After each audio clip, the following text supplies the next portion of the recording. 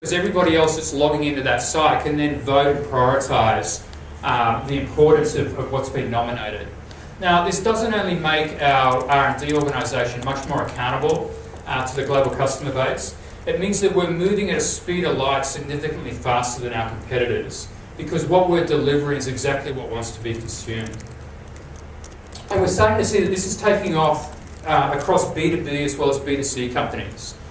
So this is just some examples, and I'll give you a couple of examples of how these companies are leveraging crowdsourcing and the wisdom of the crowds. So the first one is Dell. So Dell launched a site about 2 years ago called IdeaStorm. And one of the interesting things about Dell was that they never believed that a laptop preloaded with a Linux operating system was going to create a market.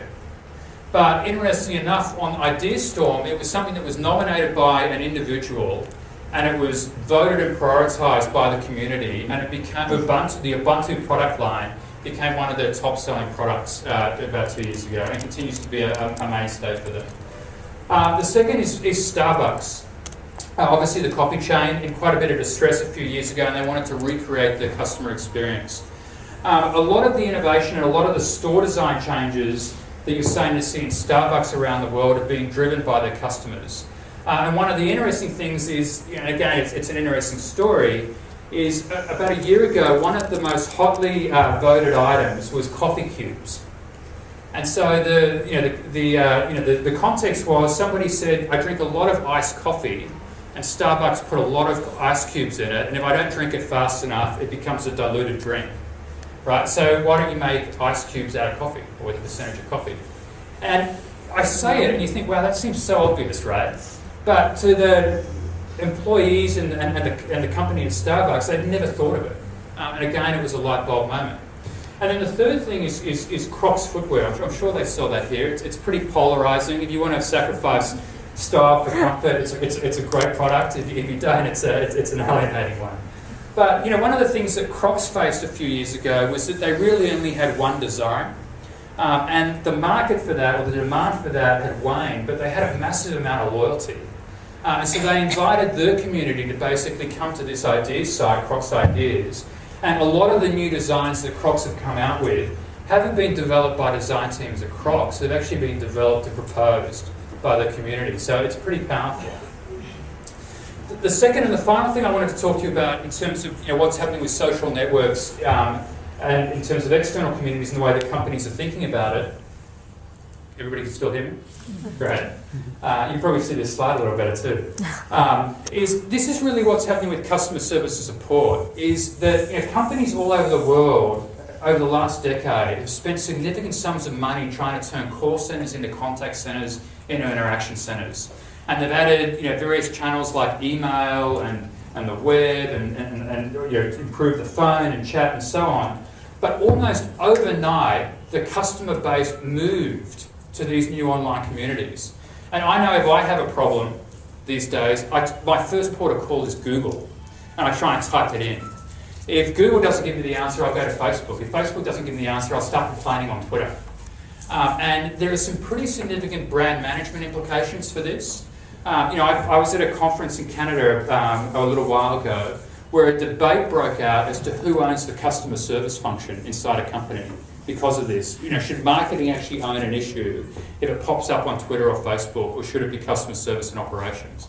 I mean, it's a lively debate and everybody's got an opinion. But the point is that companies are becoming increasingly disconnected. And we're starting to see that a lot of companies around the world are looking at social networking and so on to really be able to create more holistic customer experiences. Because if you've invested in Siebel or a major call center implementation over the last few years and think you've got a 360-degree view of your customer, but you don't know what's being said on Twitter or Facebook or various other things, at best you've got a 270-degree view. And so companies are now spending a lot of time thinking about how do they integrate what's going on. And there are some great examples. This is an example of Bank of America, where they've actually taken their own Twitter channel, and they're doing two things really well. The first is that they're monitoring very carefully the conversations that are going on around their brand and trying to inject themselves positively with solutions.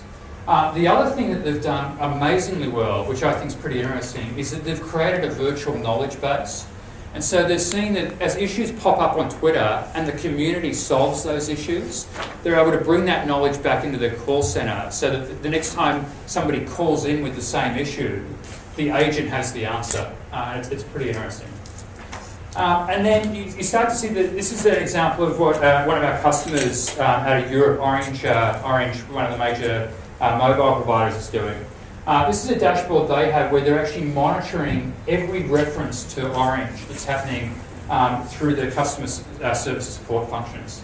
And so you can see there are traditional things like phone and email and chat, but they're also following what's happening on Google and Facebook, and they're looking at the conversation volume and the number of cases that are popping up. So look, this was a reasonably quick sort of fly-through of the way that I'm sort of saying to see companies embrace this. I did mention at the outset that I think it's urgent. One of the things that we often talk about is that we tend to go through computing cycles every 10 years. And we saw that with the mainframe in the 60s and the mini computer in the 70s and desktops and client server and so on. We're really in the midst, but really also probably more importantly at the start of this mobile internet revolution. And what the mobile internet revolution does is it allows every customer to have a voice, but it equally allows every company to have a voice. And so, I think that the need and the imperative for companies to be able to think about how they embrace social networking becomes all the more important. It's inescapable. Hi, my name is Priya Chetty Rajgopal, and I have this question for both Hari and you, Jeremy. What happens, apart from being a dinosaur, if companies choose not to get onto any of these networks? Because there's just too much information, or there's not the focus or the time to be able to to be able to give the necessary attention.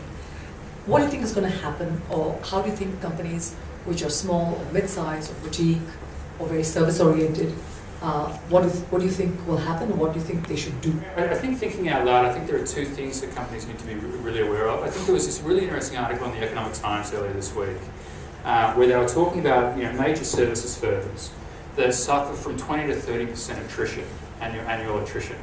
And they've started to bring in a lot of these technologies, these social networking technologies, and attrition has gone down by as much as a third. And I think that's because the technology is familiar, it's easy, people are much more productive, and so on. And so I think that what you'll start to see is increasing a distinction between companies that have these new technologies and companies that don't. I think, secondly, if you look at where companies need to go from a brand management experience, I'm not overly familiar with the Indian context, but I enjoy a lot of the sensationalism that comes out of the US every time United Airlines breaks a guitar, or a service rep from Comcast falls asleep on a customer's couch. I think companies need to be really dialed in and very aware to this.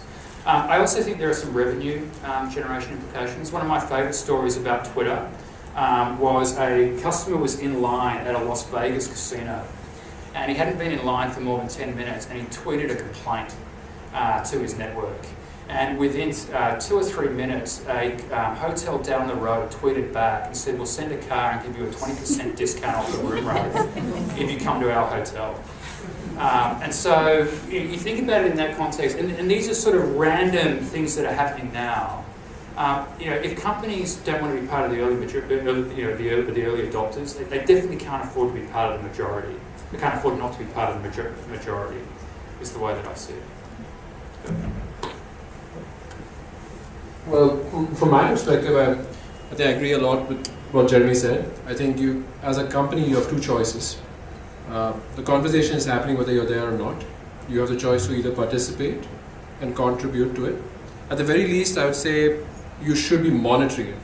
So many of the companies we talk to in India, they've chosen to monitor this communication rather than actually participate or do something as sophisticated as the Bank of America. This is a good first step, because at least it gives you a sense of the pulse, and it gives you an indication of whether you need to invest in this. So as a first step, you need to pull up your chair to the table and listen to what other people are saying. If you don't, and to Jeremy's point, there are other companies who will, your competitors, because they are listening. And one of the features I was talking about on LinkedIn, for example, people are following your company. They are listening to what people are saying about you. In the very competitive IT industry in India, I know that all the major companies participate in following each other on LinkedIn, on Twitter, on Facebook, everywhere else, and they're watching very carefully. It has implications on the ability to hire, retain employees, retain customers. It's a very, very competitive world out there, and basically you could potentially jeopardize something. I wouldn't sort of throw out the alarm bell, but I would say you definitely need to be listening to what people are saying, because it's happening whether you choose to listen or not. Next big thing in marketing, and honestly it's not a tool like social media, it would be communities.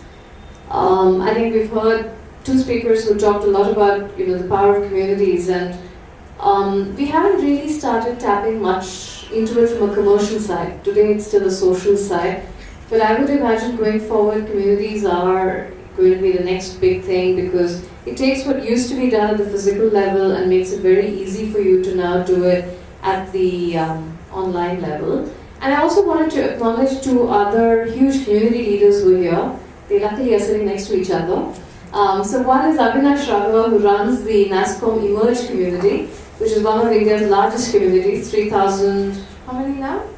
3,200 or so. Yeah, 3,200 very relevant members there. And Tapan Garg from the CIO Club, and who runs, how many is that now? 1,900. 1,900 CIOs groups. So I think we're seeing something new, and I would encourage all of you to participate.